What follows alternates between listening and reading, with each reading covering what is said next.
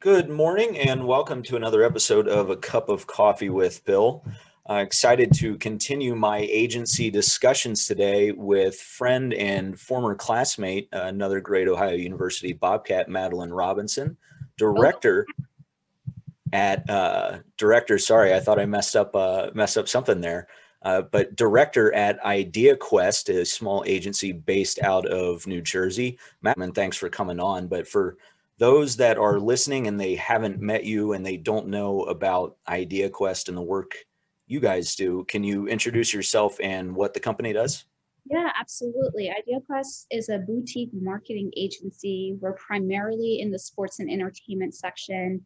Core competencies are strategy, contract negotiations, project management, activation, and then measurement, data analytics. We're full service here, and I've been on the account side, on the consulting side for almost 6 years.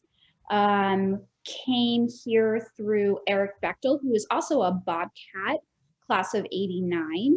Yep, go Bobcats again. I was connected to him through Jim Kaler, coming out of our grad school class, and loved his vision, loved what he was building. Started out there as a manager and have grown into the role of director and oversee two different accounts at IdeaQuest.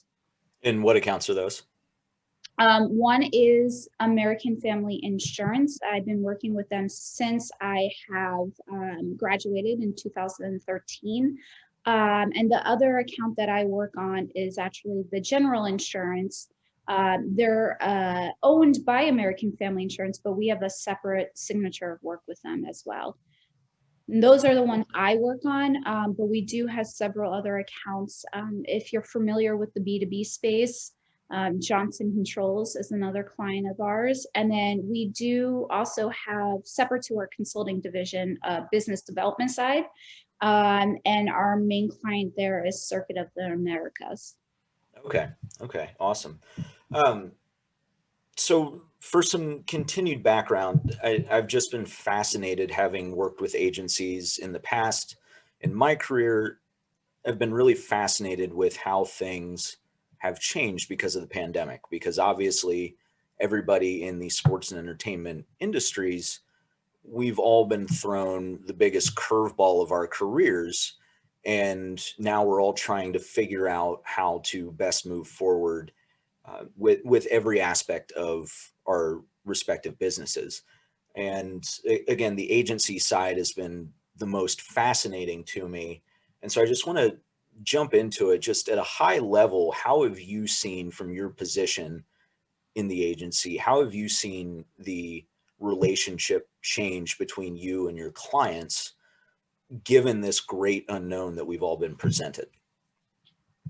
Yeah, it's a great question. And my perspective is coming from our core competency here is strategy, and B, we are a boutique agency, right? So I want to be candid about that. But we have been on the fortunate side to see that our clients have really leaned in and relied on us to help, even more so than in the past, to pave the way on building the strategy in this great unknown. You know, um, we're not necessarily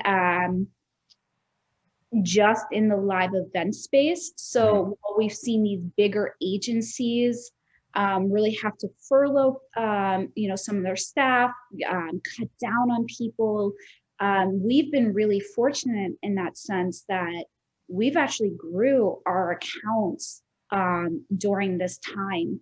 And, everything that we're seeing research wise is showing that brands are going to start pivoting more towards working with smaller agencies across the board, because A, we're leaner.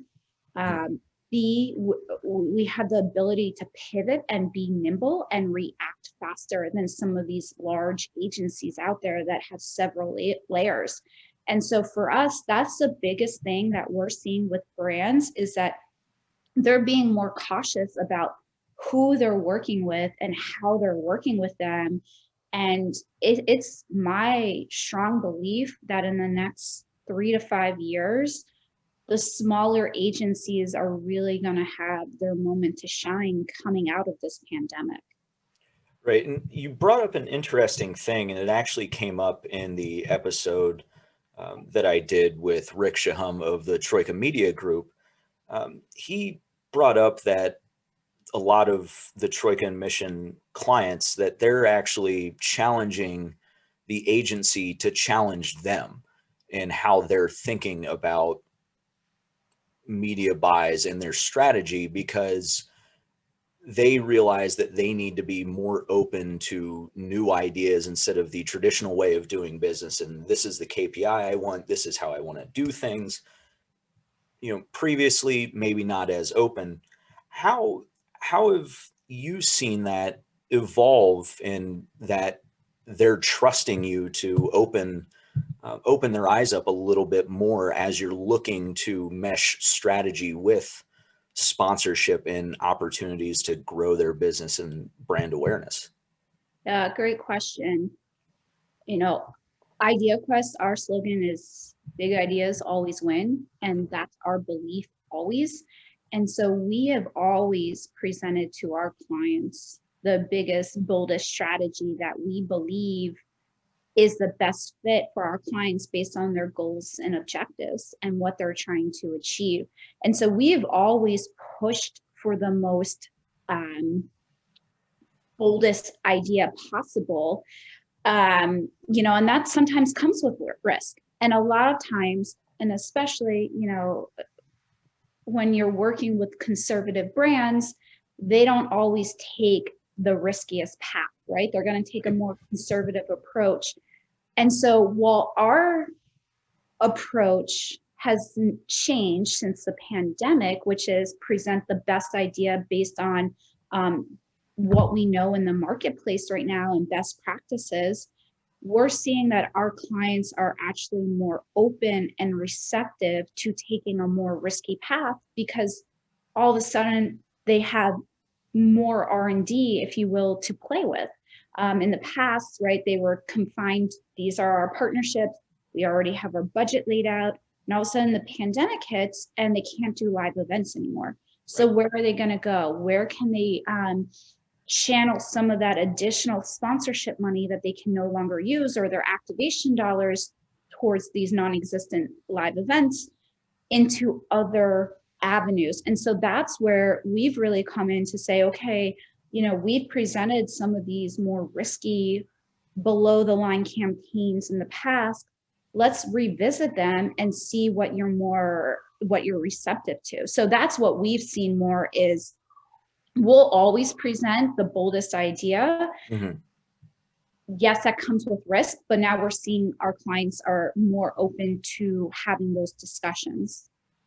Yeah, and that's been of particular interest because, at least in my experience, like I said when we started talking about this piece, is it's been very toe the line. They make, when I might be selling the idea, they may, the work I've done in the past, the agency may take that concept and present it as an option to the client, but maybe not looking at it from the direction that I'm trying to pitch it as, it might not be directly within the brand concept and other aspects that they want to adhere to. And so they don't really put the full weight behind it. But now it seems like the things are loosening up to explore the space. And, I really think now a lot more of the industry is starting to get behind that and take some chances. Do you have any examples that you can share of the work that you guys have done on some of these ideas that you might not have done in the past, but it was a big idea that worked? Ooh, great question. We have some things in the works that we've been pushing for in the past, and we're pretty close to finalizing a pretty significant deal within the gaming world. I don't want to speak too much about it because it isn't done yet, and I don't want to tell which client it is. But now's the time to, if you haven't already gotten into gaming, this is the time to get into it. Something like a 40% increase in video games for the past year, given the pandemic. It's just taken off in a completely different level.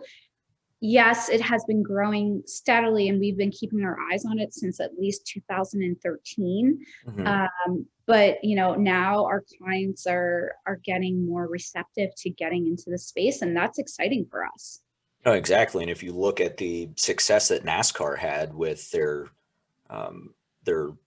racing league Yeah. before, in the off season, tremendous results there for the company and their sponsors. Shift gears a little bit, looking at the shifting dynamic now, it's become more important than ever for companies to re-examine the purpose of the brand and trying to align that with how they do business and how they approach where they're putting their marketing dollars. Talk to me about how you're looking at that from your position and trying to best align your clients' spend with these opportunities out in the marketplace. And how do you reconcile trying to push the envelope with the big ideas, but also making sure that you're hitting on these guidelines about the brand's purpose and making sure that people see that when they ultimately see the final product? Yeah, great question. You're on the sell side, right, Bill? Right. So like, when you're reaching out to these brands and they kick you over to their agency of record, and they have you, take that initial call, it's the agency's job to be providing you with, you don't have to go into the full detail, but here are our goals and objectives high level for this client. Here's our targeted demographic in the market we're going after. And here are the 4 or 5 things we're trying to accomplish. Can you help us? Right? And if that agency isn't giving you that full scope, then how can you, as the seller, be able to pitch an idea that's going to resonate back to the client, right? So like, it's my job to be able to get on a phone call with any property that's looking to do a deal and be able to articulate, okay, this is the direction that we've been told to go into. You know your property better than anyone else and your fan base. Take a week or 2 to digest this information and come back with maybe 2 or 3 ideas that are going to be authentic and organic to your fan base, right? Because if it doesn't resonate to your fan base, then there's no point in moving forward. Right. And then also hits upon these 4 or 5 things that we're looking for. And so really, we throw it back to the property side to say, what's best for your fans, but we're going to give you the full scope for your clients and be able to come up with that idea internally. And then what we do is, once we get the idea, is we take it through a strategic lens to say, does it hit the 4 or 5 things that we look through? And what's great about strategy is that it's always evolving. It's always changing. I would say when I first started working on the American Family Insurance account, the main goal was lead generation. And our KPIs were really number of raw leads generated and what was our CPL, or cost per lead, right? And everything came down to those 2 things. And so we were designing, in conjunction with the properties, partnerships that were going to help us achieve getting the most amount of leads. Now, leads will never go away in terms of an insurance category, but if you don't follow Jack Salzweedl, the CEO of American Family, I highly recommend you start following him on LinkedIn. They have done a fantastic job of really talking about their brand purpose and what they stand for, and putting their money where their mouth is. And so we're starting to see, a shift in where their strategy is going. And going back to what I said earlier, when a strategy changes, all you have to do is kind of change some of those lens on our funnel, and you Right. can still take it through the same approach. And so then it's just my job to go back to you, right, as the property side and say, okay, our goals and objectives have changed. How can you help us meet these goals and objectives? Right. Well, sellers like myself everywhere appreciate that approach, because I've been in instances where we've literally been given the brand identity and here's who we want, here's who we see utilizing this product. How can you help? And I've also been through the, I don't know. We're not really going to tell you much. There's not a lot out there, but if you've got an idea, we'll take a look at it. I've been through both sides. So we thank you. It boggles my mind that there are agencies out there and that's their approach, because ultimately, right, like my job is to showcase that sponsorship is an effective way to market, right? It's different from traditional marketing media. So those are all your above the line campaigns. I'm talking about how to showcase all the way up to your CMO that these below the line campaigns are indeed an effective way to reach your goals and objectives. And so that's really on the strategy side what I've been hired to do. And if I'm not giving you as the property side that high level overview, we can't create a partnership that's going to be, we call it the triple win, right? A win for the client, them achieving their goals and objective, a win for the property helping us reach those goals and objectives, and a win for the fans. It needs to resonate with the fans as well. So it's that three win approach, right? We're winning for the client, we're winning for the brand, and we're winning for the fans and the customers. And that's the trifecta we go for. Mm-hmm. We talked about before we started recording some of the work you're doing, and it goes back to an Sports Business Journal discussion about make goods with sponsorships. Can you touch on, without going into any specifics that you don't want to, what does that look like right now? Because I believe SBJ coined that, we're looking at forgiveness, forbearance, or refunds. What are you seeing inside IdeaQuest about how that's working with your clients, and what you're doing to try to pivot these dollars that ultimately didn't go towards anything this past year? Yeah, and I actually pulled up the stat.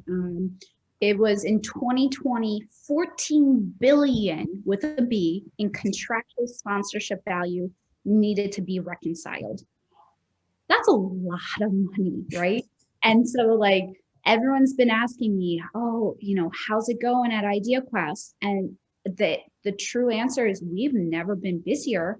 And it's because of this. It's because we've been tasked with reconciling the loss of assets because of live events. And so, we spent a lot of time evaluating every single property against the assets that we had to determine, okay, to your point, the three things: are we going to forgive? Are we going to try and figure out the make goods, or are we going to take some type of refund? Right. And I would say for the most part, we've been focusing on the make goods. Let me quickly just touch upon the other two. There have been some instances, particularly with smaller properties, where we had a smaller deal. It was specific to a live event. This was their livelihood. In the grand scheme of things, these smaller rights fees and trying to get legal involved, it made sense to just say, we're going to walk away.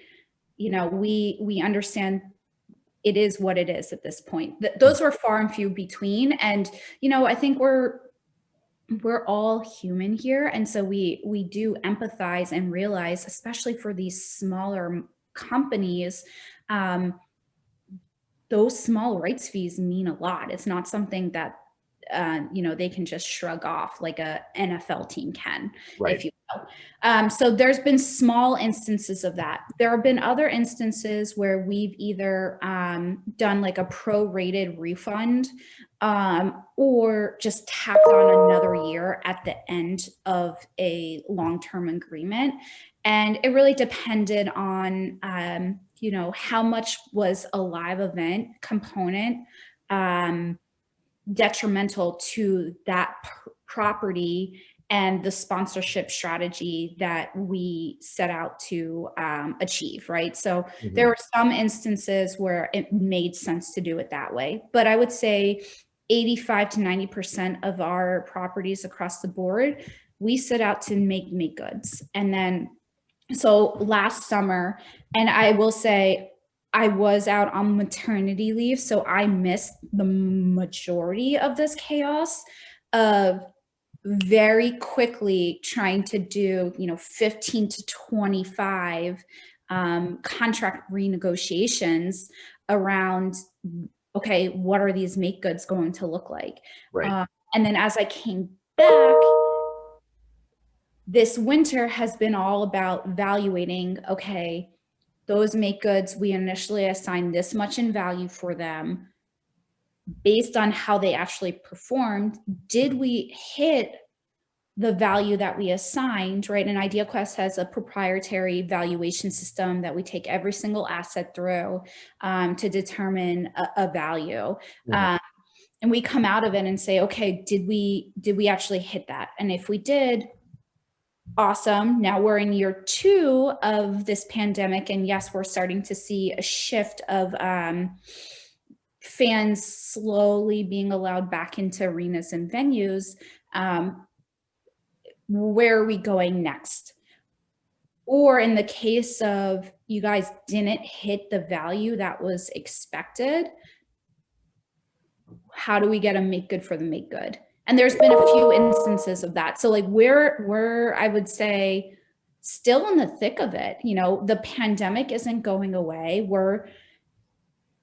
In my mind, I don't believe we'll ever go back to normal. I think there's going to be a shift to a new normal, and everyone's going to come out with learnings of what we did during the pandemic. How can we now be smarter and more efficient in certain things? So I think we're going to see like new normals and new trends come out of this, and that could be a whole new podcast session for you that I don't want to go into right now. But I think as a whole, right, like we're still figuring and working with our clients to keep going here on these valuations and what's next for them.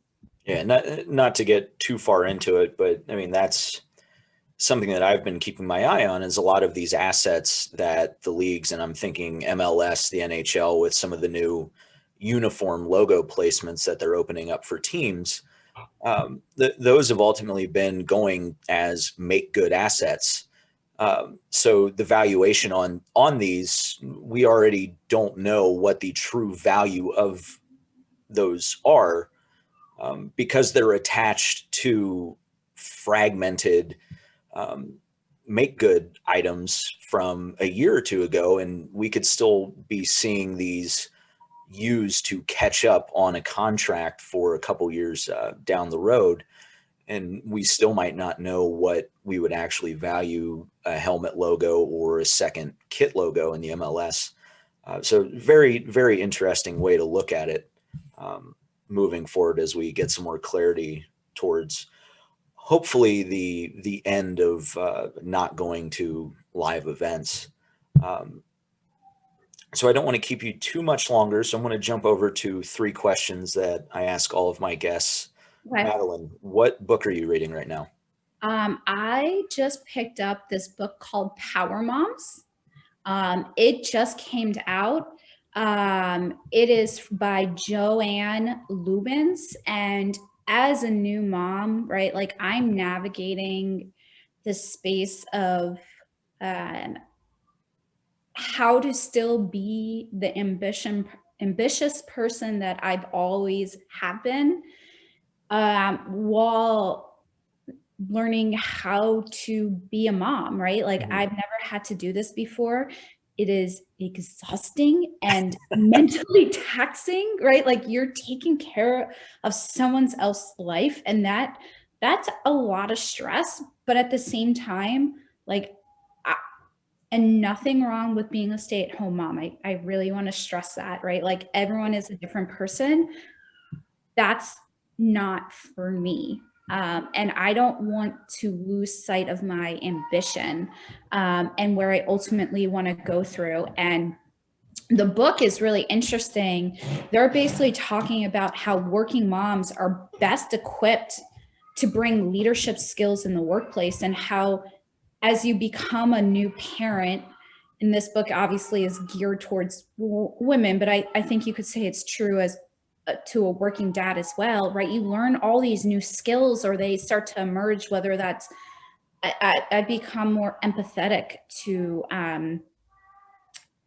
situations. I've learned how to read emotional energy better than I have before. So my EQ, if you will, emotional IQ, has really skyrocketed. And these Mhm. are all things that are important on the leadership side. And so this book has really helped me reconcile, okay, I know I'm not done here at the director level. I know I have more to give, and I'm still young. Like I still have, at least another 30 years here in the professional career. Mhm. And, where am I going to go? So this book has been helpful for me. Fantastic suggestion. Sorry, Who? may not apply to you, but I hope some No, of the that's all right. listeners out there will take it up and read it. No, it's a great recommendation. Who are you following right now? Thought leaders, influencers, in or out of the sports industry, it doesn't matter. Okay, I'm actually going to take this in a different direction. So there is, and it will tie back to the Bobcats. There is a group called Women in Sports out of the Ohio University, Mhm. and the women there have been doing a fantastic job of once a month doing a Zoom with all former Ohio sports and administration women and just catching up with them. And so we've now done 2 sessions. And the first one was in January. So fittingly, we talked about resolutions, and it's almost become like an accountability standpoint where we're now checking in to say, okay, are you reaching your goals and objectives that you personally or professionally have set out? And how can we help each other along the way? And so, like, I am so excited to kind of watch, listen, be a cheerleader, support where I can, as we all, collectively go after our goals that we set for the year. Yeah, it's been knowing the work that you and Libby Ebelhair and some other classmates of ours did to bring that group to the program when we were still in school, and to see how they've grown that now has been tremendous. Um, and I'm glad to hear that it's transcended just each class, and it's become a collective thing within the program. Yeah, it's been really fun to watch. And I think I know you kind of gave myself and Libby credit, but I do firmly believe it was a whole class initiative to really get that off the ground. And so it's something I'm tremendously proud of. Mm. And then last question, we'll get you out of here because it sounds like somebody's having some fun in the background there. Oh yeah, you can hear that. Yeah. It's the afternoon. It's playtime. It's all right. What do you have your eye on over the next 3 months? Well, I've already kind of alluded to the gaming space. Mhm. I think that's going to be taking off. But the other um, area that I'm so interested as a category as a whole is cannabis. Mhm. I'm in New Jersey. They just voted to legalize marijuana. And we're starting to see a lot of e-commerce pop up around it. I mean, Jay-Z is launching a fund to invest in minority owned cannabis startups. And I'm so excited to see where it goes. And I think eventually it's going to become common to see this as a industry, a category industry for us. I think it, when you talk to your parents and they will talk to you about like how one time the drinking age was 18 and then it was 21 and it was based on states and 3-2 beer. And yeah, you're like, this doesn't make any sense to me. Like when our kids are old enough and they're like smoking a joint, because there are all these medical benefits to it, they're going to look at us like, what do you mean people went to jail? Like, it's plastered everywhere, Mom. It's advertised everywhere. And so, we talked about in the beginning of this industry about risk. Here you go. That's my prediction and something I'm really excited to kind of see where it goes. Yeah, I think I forget who I saw having a discussion about it on LinkedIn, but I really see that as a category once probably a few more states get behind legalization, and then once one league approves it as open for sponsorship, I think it's going to have a trajectory that's going to end up being on par, if not bigger, than sports gaming. And I think it'll be quick to be adopted around the leagues. Not only that, but like you can get really creative about it, right? Like you could do a partnership around like restaurants and cannabis, because just like the some of the effects there, right? But like you can get, I think it's going to be a really creative industry of how they do it. Because right now I'm seeing like teeth pulling in new categories. There was a new partnership that was recently launched, and the category was our official science partner. Like, what is that? Science. You've got to find new ones wherever you got to find new ones, because right, like whatever category they belonged in was already taken, so they created a new one. But yeah, I'm super excited to see where cannabis comes and where it ends up. And maybe 3 or 4 years from now, we'll have another cup of coffee and talk about it. Exactly. Well, we'll pencil that one in. Madelyn, it was great to talk to you. Thank you for shedding some light on the changes on the agency side. Great discussion. I hope you all enjoyed that. We'll see you next time. Madelyn, thank you. Bye. Thank you.